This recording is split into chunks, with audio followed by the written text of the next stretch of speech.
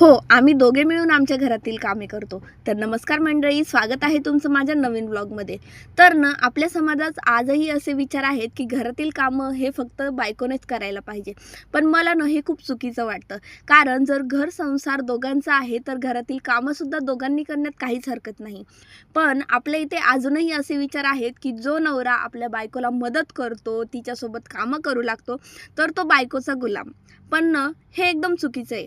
जर तो आपल्या घरातली जर जिम्मेदारी उचलतोय तर त्यात गुलाम असण्यासारखं काहीच नाही. उलटं या गोष्टींमुळे त्या दोघांचा संसार अजून आनंदी आणि सुखाचा होत असतो. तर प्रत्येकच नवऱ्याने आपल्या बायकोला कामांमध्ये मदत करायला पाहिजे. कारण घर आपलं आहे तर कामं पण दोघांनी मिळूनच करायला पाहिजे.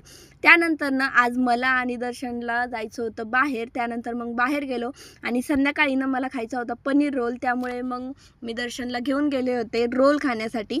आणि ना मी जोपर्यंत रोल खात होते ना, मी मस्त पनीर रोल घेतला होता आणि मी मस्त पनीर रोल खात होते तोपर्यंत दर्शन गेला चहा घ्यायला. कारण त्याला ना चहा खूप जास्त आवडते.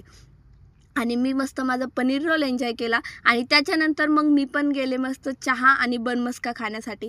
आणि हे कॉम्बिनेशन मी फर्स्ट टाईमच ट्राय केलं होतं, पण मला खूप आवडलं.